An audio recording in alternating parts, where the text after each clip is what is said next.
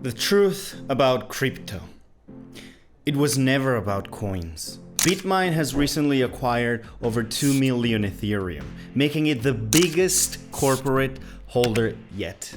And chances are, you had no idea. You were busy living your life, but that's the problem. So this isn't just about coins. Ownership itself is disappearing. Like real estates, stocks, and even bank accounts. By 2035, you may not own anything at all. So today's video, it isn't just about how much ETH Bitmine bought. It's about why they're moving now and what happens to those who didn't see it coming.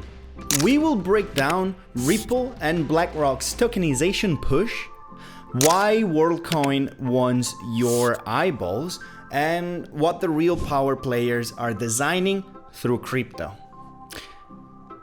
This isn't just another crypto news recap. We are going to uncover the hidden power structure that you've probably overlooked.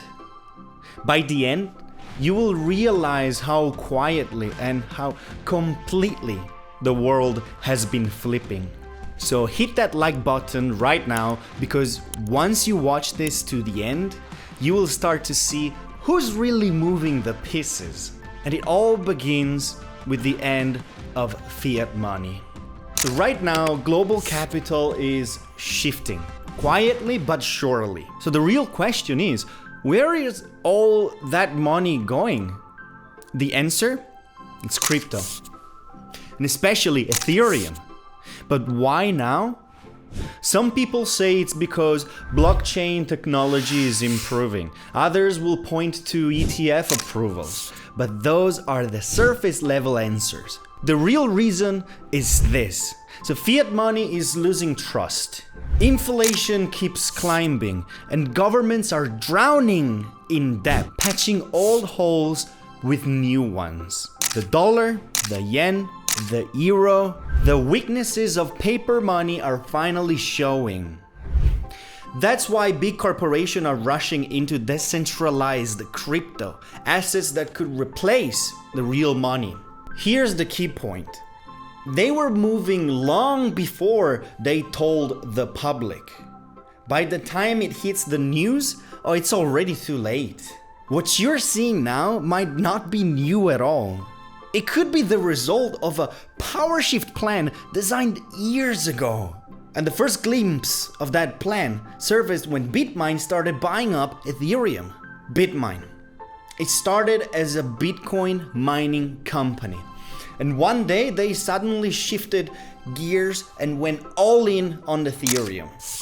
First 700,000, then 1.1 million, and then 1.4, 1.8, and now it's 2.06 million Ethereum.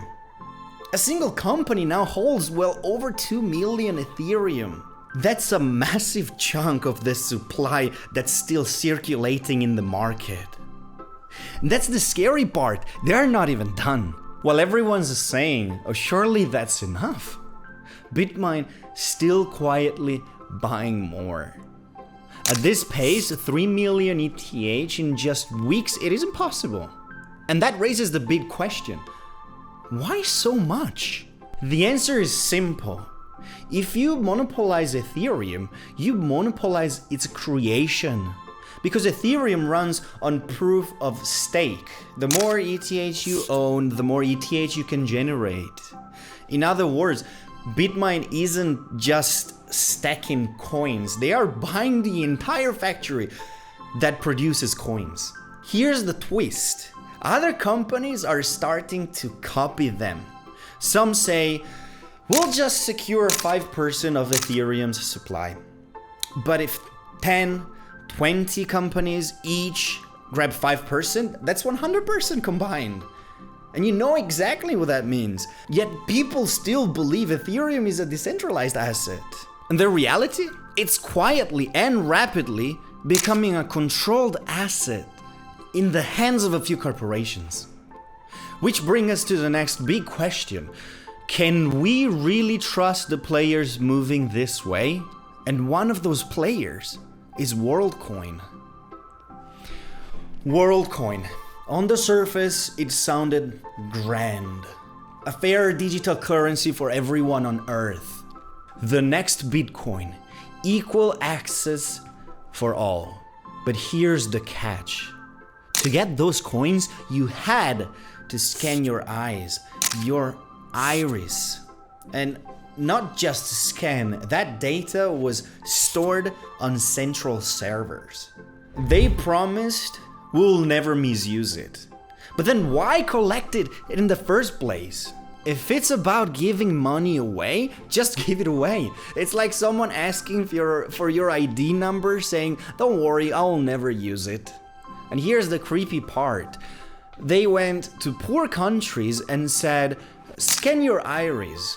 We'll give you $20. Not even in dollars, in Worldcoin. While the price was crashing. People said, look, so many are signing up. It must be working. But those signups weren't adoption. They were desperation. This wasn't innovation. It was an experiment in surveillance and control, dangling assets as bait while stripping people of biometric data. A dystopia Orwell himself would have feared. And the scariest part? Money is flowing back into Worldcoin right now. And why? Simple. If this project fails, the experiment of biometric financial control fails with it. So they will do whatever it takes to keep it alive. And that's why you're suddenly seeing headlines like, oh, Worldcoin is making a comeback. Behind those headlines, it's capital pulling the strings. And remember this, Bitcoin, Ethereum, Solana, Tron, Ripple, none of them ever asked for your fingerprint or your iris. The moment a coin asks for that, it's not longer a coin, it's a tool of power. Worldcoin was fake innovation, which leaves the question, where is the real power play happening? And that brings us to Ripple and BlackRock. Ripple and BlackRock, for years, their connection was just a rumor. No way the world's biggest asset manager would team up with Ripple. That's what people thought. But now, it's not a rumor anymore, it's official. At Ripple's annual Swell conference, BlackRock's head of digital asset, Maxwell Stein, was listed as a speaker. And he's not just there to give greeting. His topic? Crystal clear.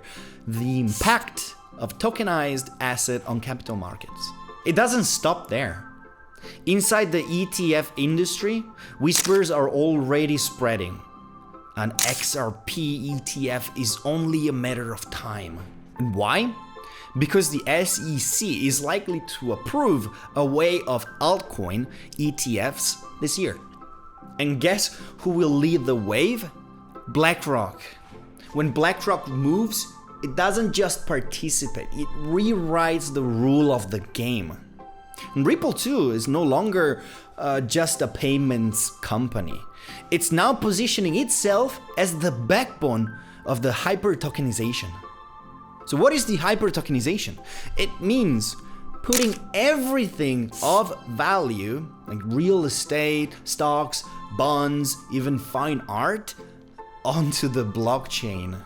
And once it's on the chain, trading takes seconds, not days. Here's the key.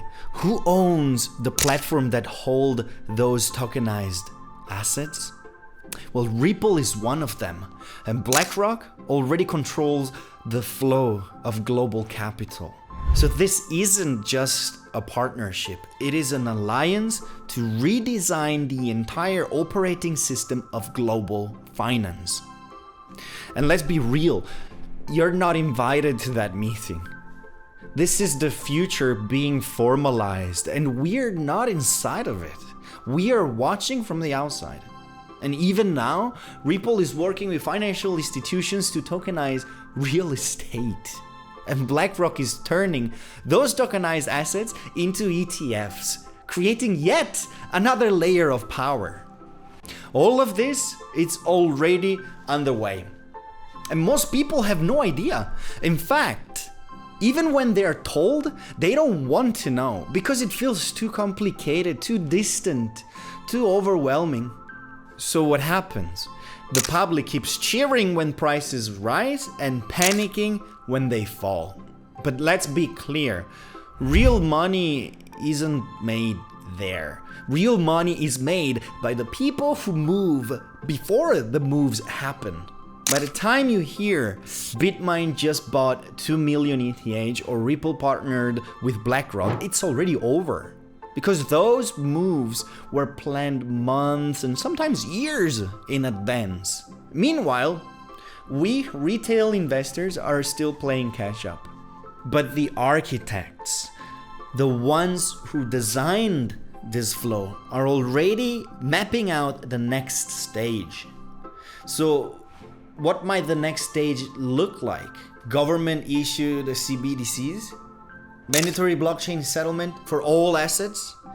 Biometric linked wallets? Or even like full digital identity based access to your wealth? These aren't just theories. They are scenarios already being discussed in boardrooms. And if you're still stuck thinking, ETH is down, should I just hold? You're missing the big picture. It's no longer about which coin to buy. It's about which structure is being built and who is designing it. So let's bring it all together. A company quietly accumulating 2 million ETH, Ripple and BlackRock opening the door to tokenization, Worldcoin's dystopian experiment, and the idea of a future where you own nothing. These aren't just random events. They are part of one flow, one design, one direction. And the real question is this: where do you stand in that flow? Because more and more assets are going to the blockchain, but the wallets, platforms, and access systems won't be built by you. They will be built by them. So the real choice isn't just which coin to buy. It's choosing whose structure you're going to live under. Decentralization, privacy, financial sovereignty, these aren't just buzzwords anymore. They are survival skills. And because you watched this video, you now have an extra choice.